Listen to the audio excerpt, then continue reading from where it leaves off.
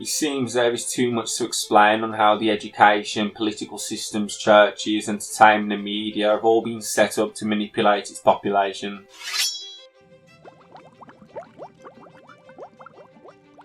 An agenda implemented and started a long time ago.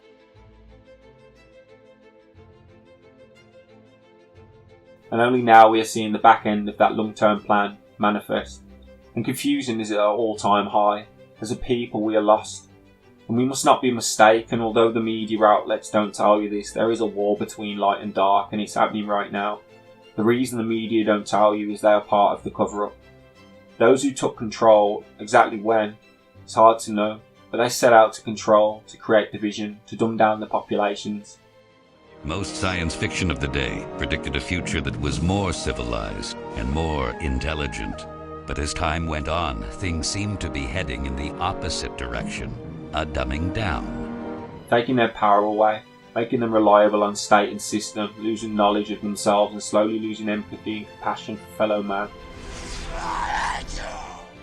And a false narrative put over the true history, so we're even further lost. Lost as a peoples, lost history, like orphan children. In the last 100 years or so, we have seen the rise of propaganda and marketing to the point that peoples and populations are lost. Early events in the 1900s, such as world wars, highlight this, being constantly moved from their centre to one of two poles, creating division and separation amongst the world, until it came to the world we see today. Breaking news out of Memphis, where police have just released video of the beating of a man who died as police tried to take him into custody. KTV's Christian Captain has been looking now over that video and joins us now live from the newsroom. Christian, we know that this video is graphic. In fact, officials who had previously seen the footage called it appalling. Tell us more about what it showed. Today we are divided by our differences, rarely brought together by our similarities, living in a world where division results in profit, so that is their agenda. Their goal to separate, divide and conquer. A world agenda set for us, brothers and sisters, set to forget ourselves even further, losing our empathy and love, stepping even further away from the heart than we already have, creating even further chaos in the world, tipping it further away from the balance that was once present. What is that? That's a washing machine. What does it wash? Clothes. Can you imagine? What does that wash? That's a refrigerator. And you sell these? We rent them. So you sell electricity, and then you rent all the things that need electricity? More or less. We don't need any of these things. Well, the conveniences. Their use gives you time to do other things. What other things? Well, like other chores. So you invent machines to do those, then what do we do? Go on a picnic. Go for a swim. Go to the cinema. You can enjoy a more leisurely life. It ain't more leisurely, because we gotta work more to pay for all this stuff. He's got you there. Now here's the thing. We buy all this stuff, we're not working for ourselves anymore, we're working for you. You know it's other age now. Women, shaven, their legs beneath their arms. Yeah. Interesting fad, to be sure. I wonder what that says about us as a species. I mean, it's not as if women were running a straight razor down their legs a decade ago. They invented a razor specifically for women when no need for one existed, and then invented the need. As if selling razors to half the population wasn't enough. What? Didn't say a word. But don't you find it curious? I'm not curious. It's greed. That's it. Exactly, that's exactly my point. What does that say about us as a species? They've gone into every country and split it down the middle. We saw this in the past in Ireland, Germany, Spain and England, just to name a few. Now we see this happening in Ukraine, dividing the country in two, and this has been done in numerous ways throughout history, whether this is due to race, culture, religious beliefs, gender, or any other difference that can separate us. Football teams, sports teams, this is why you generally have two or sometimes more in a city or town, to create the division. And it's not just football, but every single sport, whether played with a ball or not, every sport creates division. In politics, the Republicans or the Democrats, in my case the Tories or the Labour, are but muppets on the same team, created to give a sense of choice and freedom, again division. But in truth, no matter who you choose, the agenda will always be the same team wearing different masks. All this LGBTQ, Black Lives Matter, is all part of the same agenda, division. You know, the Tavistock closed down in the UK. That was the big gender surgery performing institute in the UK. How is that closed down? What happened? Government closed it down. So yeah, because they knew that they figured out in the UK that, wow, the rates of transgender transformation requests were skyrocketing.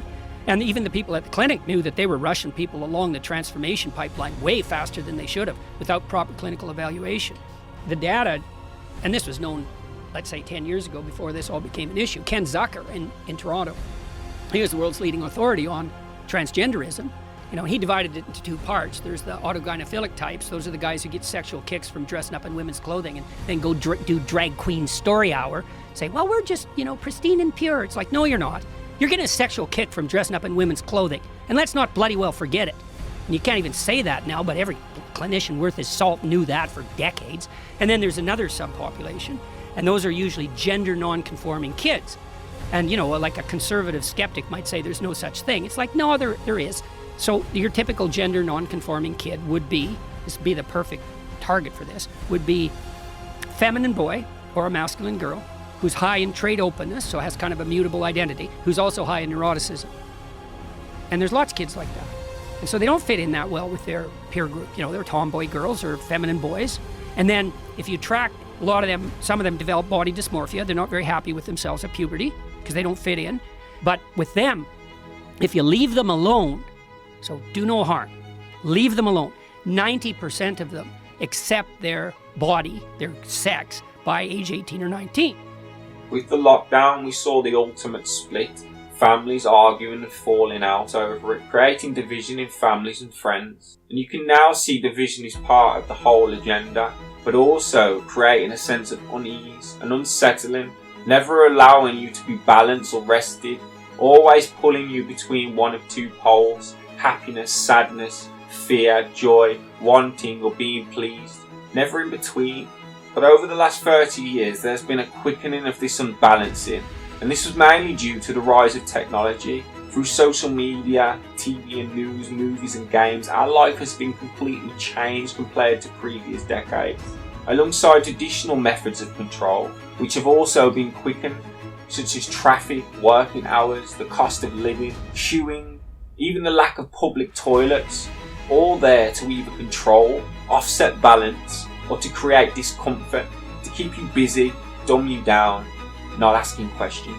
All forms of entertainment, when we break down the word entertainment, it's easy to see it clearly in the sense of the word tame. Now tame means hold, but tame reminds me of tame, like taming animals, a form of control. Enter's word origin means within, so taming within. Entertainment is taming us from within, making us not nuisances, controlling us, making us passive and obey what we are told to do, and not even due to fear in a lot of cases. For how can we fear what we aren't aware of? But it's more to do with the ignorance and not knowing what's going on. We have to remember this conditioning happens to all of us from birth, and we don't give enough people credit that break out of that and wake up, and how hard it is to see past the narrative when you were within it. The rise of technology saw games, mobile phones introduced. Mobiles essentially black screens like the ones used by John Dee to scry. We look into these devices and see beyond reality into a new reality we have created. That reality is ultimately now our new perceived true reality, and that is one of online media. A whole alternative world has been created on top of the original one, which has been twisted and shaped accordingly to its controllers. Now everything we hear about online is deemed true, and we all know online information is often limited, only allowing you to see what they want you to see. All types of media have been affecting our behaviour. Games have created laziness along with rage. These particular online games, just like gambling, are set up for the majority of competitors to lose, with only one being victorious. People spending 12 to 18 hours a day online playing games all day, losing connection with reality, unbalancing them, unsettling them, making them numb to extreme amounts of violence, planting thoughts of extreme amounts of violence. The TV and news have turned us cold, numbed us down to disasters and events that shouldn't be accepted, wars and conflicts. If the TV says someone is bad, they are bad. If they state it, it's truth. One show can change the opinion of a whole nation, and in some cases the world. The same with movies, numbing us to potential alien invasion, monsters, murder, death. We are sent to work 9 to 5 to keep this machine running. Not the world itself, and we forget this, but the narrative and the system which has been built on top of the world. Monday to Friday, most people are stuck at work, draining their energy and time. No time to find their true self or any real knowledge in the world, as their time is so limited they run around like headless chickens trying to get all their tasks done. For a wage they can barely survive on. The cost of living is in place to create panic and worry and keep you within the system. For if you don't take part in the system, you can't afford to live. Join us or basically die. When we leave work, we enter traffic to get home. They've promoted people having multiple cars. Now the system created is one that will be kept, because traffic annoys you, slows you down, holds you back, and takes you again from your centre point. And this is the same thing as queuing. Everywhere you go, you have to queue. A concert, an amusement park, cinema, grocery store. It's really everything to create a sense of discomfort. No public toilets, why? It's the same reason, to create discomfort, panic, anything to make you think, to slow you down, to keep you from yourself. They say the populations are too high and the world's resources are not enough. But it is they who have pushed the agenda of population growth, promoting sex and children for the last 50 years. So if they knew the resources of the planet would not meet the demand of a larger population in the future, why promote it? Because they can, and they don't care. And also, so we accept death and loss. Because if the populations are too high and there is a war, maybe we don't care as much. If there are children going missing and people going missing and dying all over the world, there will be less care if the people feel there are already too many people in the world. And also the fear that they may not be able to have children because of the population growth creates a careless attitude towards the rest of the world, creating a survival of the fittest scenario. Stadiums, concert halls, churches and clubs are like devices that inhabitants are attracted to. They go to these places in their spare time and often feed their energy to them. And they always have two poles. Now it's easy to see this with stadiums, as you have a home and away team, or a red and a blue corner. There's always a winner or a loser. Draws can happen, but they're a lot rarer. These are the two poles which take you away from your centre. Your centre, by the way, is God, is peace, is truth. The more we have been swayed by the outside world and its happenings, the more we have moved from this centre. Emotion is essentially energy, and just how the movies are telling you in their name, movies, it moves your E, which is emotional energy. So all these things move our energy and emotions, and ideally it needs both negative and positive aspects, just like at a football stadium, but also in a movie, how you have the positive scenes and negative scenes. In no movie is it all positive. Every love story has a heartbreak or sadness before or after. And this is the same at church. We may say it's all positive. Well, church is besides Sunday service, which is all about God, but also creates duality by talking about evil, held funerals and weddings. Funerals would be the negative aspect and weddings would be the positive. So we go to all these places, stadiums and concerts in our spare time, and when we leave we have changed our energy and emotion. Let's say Manchester play Chelsea, Chelsea being in London, and Chelsea win. The Chelsea fans are happy, and that will spread happiness across the city to other friends and family, creating positive energy, but maybe also pushing people to make mistakes. Like drink more and make a mistake, or maybe becoming cocky and arrogant, mocking the other team. Whilst the other team in Manchester will be down and negative about the result, and that will show in the city for maybe a week with crime rates. Those negative emotions may cause fights, murders, and an event to take place that wouldn't have if that energy wasn't present. Regardless if your team wins or loses, you still get that nasty competitive ego most of the time, as you pick up all the energy, not just the energy you want. It's like a UFC fight. It maybe doesn't matter who wins or loses, it's still spreading that fight energy, the energy to attack and defend. All these things are common in society today, and I'm not telling anybody to stop doing these things. Just be aware of the aspects which they hold to help you gain control of yourself. To be a more centered, balanced person is one of the best places to be. Matthew 24:7. Nation will rise against nation, kingdom against kingdom. Trading Places, Eddie Murphy and Dan Aykroyd. Originally it was going to be called Black and White. The movie is about a game played by two rich brothers, Randolph and Mortimer, to swap the lives of a rich white man with a poor black man, to let the black man rise to the top, only to bring him back down, tricking him into success, making him think he's safe and secure, at the same time letting the white man suffer, only to bring him back up. Ultimately a take on division, pitting the white and black man against each other. A lot of Richard Pryor's movies at the time held meanings, such as The Toy, him being a toy for the rich to play with. And in Brewster's Millions, he's given a huge amount of money for him to spend as soon as possible with conditions. Doesn't this remind you of hip-hop artists today, receiving their first paycheck only to spend it all in quick succession?